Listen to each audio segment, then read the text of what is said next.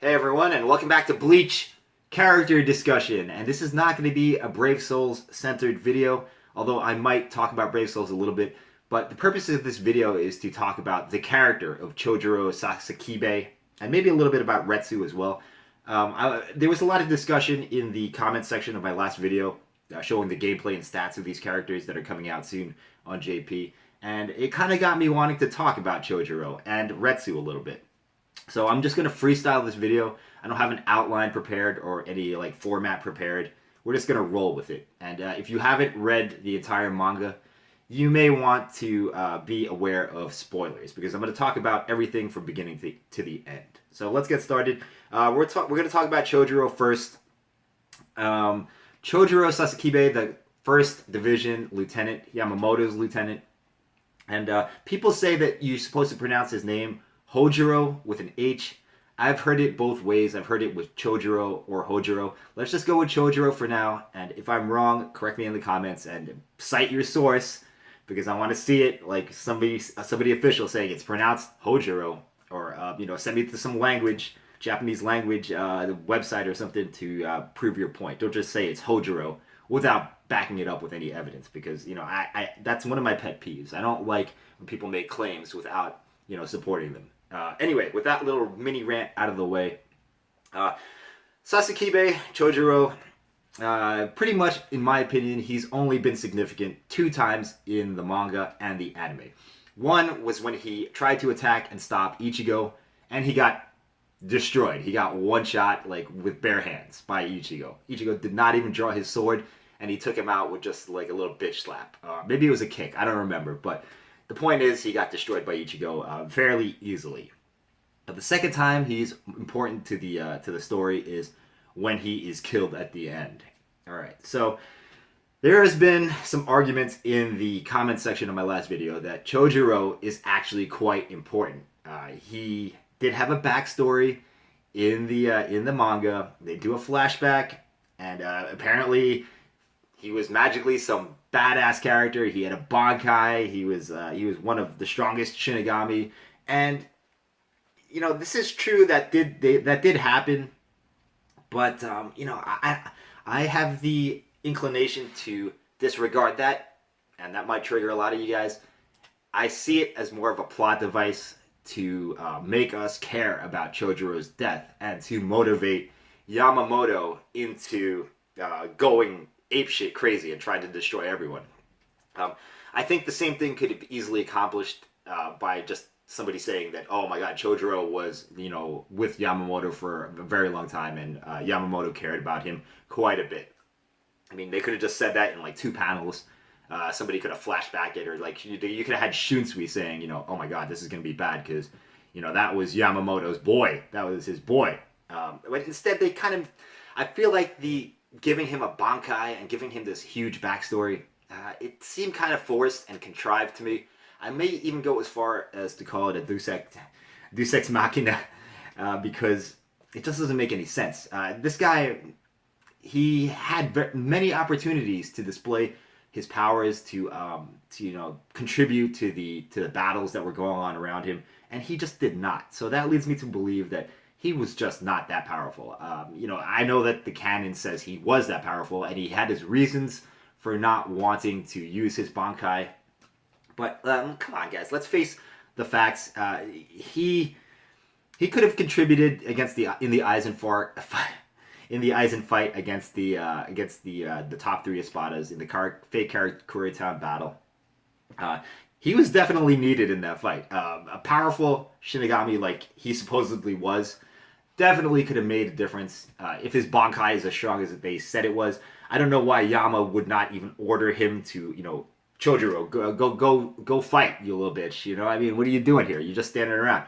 But instead, his role was reduced to, opening up the barrier to let people in, like let the visors in, which is kind of ridiculous that Yama would put such a high-ranking Shinigami on some kind of pleb detail like that. Just have freaking Omeda do it, or have somebody, unimportant. He didn't even send him to guard the pillars that were maintaining the fake Karakuri town in position.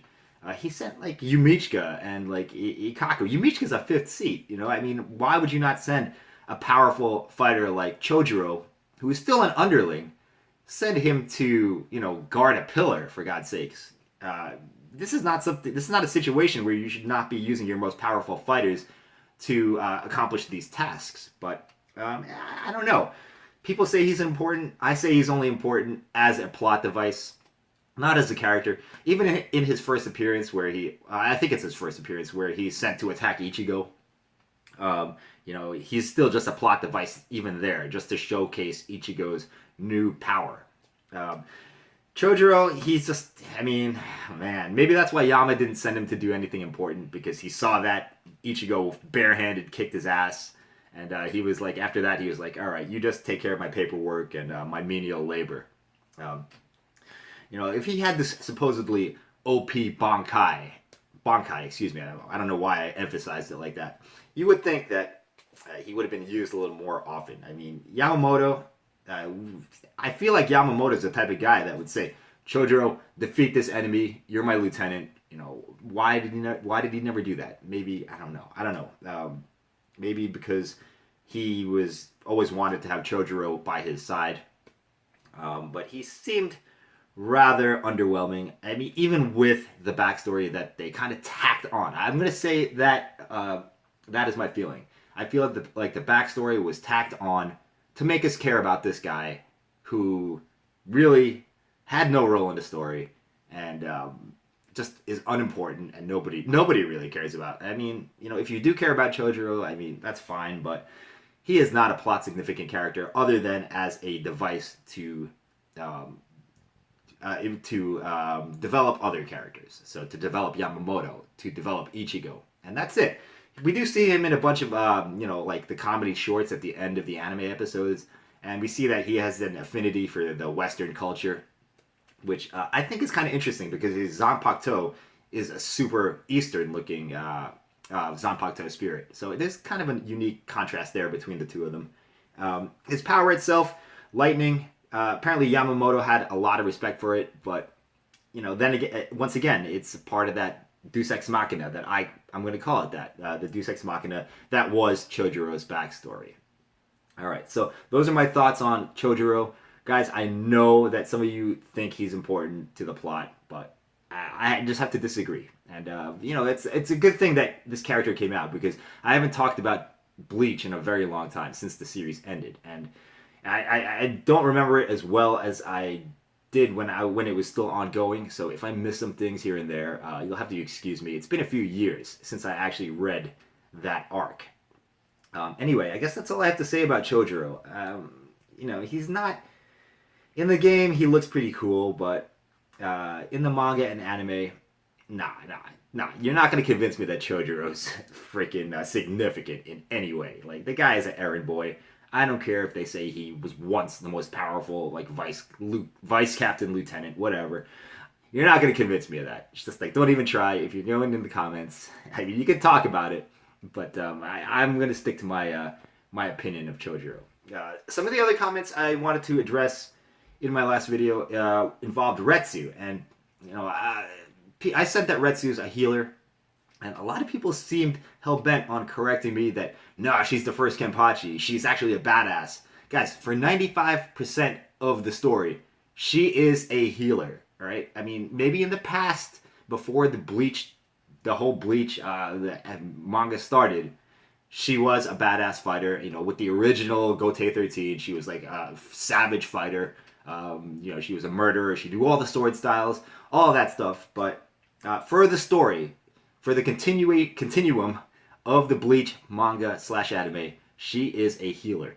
Even in the end, when she is fighting Kenpachi, she is still using her healing techniques. And this is like something I feel is integral to her character as we see it. We don't see her in the past. We only hear mentions of it. We see a brief flashback of the aftermath of her fight with young Zaraki. But other than that, guys, she's a healer. She's a healer in the manga and anime. I don't care that she has the potential to be a savage. Even when she is a savage, she's still using her healing techniques to heal herself so she can fight more, or to heal Kenpachi so she can bring him back to fighting shape so she can kill him again. She's still healing, guys. She's still healing. And I stand by my my statement that she's a healer. She's a healer, and she is a savage as well. But for most of the story, like I said, she is a healer. So, I mean, feel free to debate that, guys. I'm not trying to overlook or minimize her, her savagery or her status as the first Kenpachi. But I just want to point that out, that she does heal even when she is being savage. The healing is pretty much, she uses it so that she can fight more. So, I mean, there's both. There's both, guys. I feel like we're both right on that regard. So, anyway, that's all I wanted to say about it. I'm not sure if it warranted a video. I'm not sure how clear and concise I was. I don't generally do these types of videos that often or ever. But I kind of would like to do these types of Bleach manga anime discussion videos. I know that's kind of the territory of people like James Hansen and the other pure anime manga reviewers, but I would like to talk about Bleach more, because that's the main reason I like Brave Souls. It's because I like Bleach, and if we can generate more discussion about it, it would be just better for the channel and for my content as well. So thank you guys for listening. That's all I have to say about it. Feel free to continue the discussion in the comments, and let me know what you think of this type of video. Maybe if you guys like it, I'll talk about other Bleach stuff. I've always wanted to talk about stuff like, that plot points that weren't addressed because the manga ended too abruptly. So, thanks for watching once again, guys. I'm sorry for rambling on, and I will see you in the next video. Bye-bye.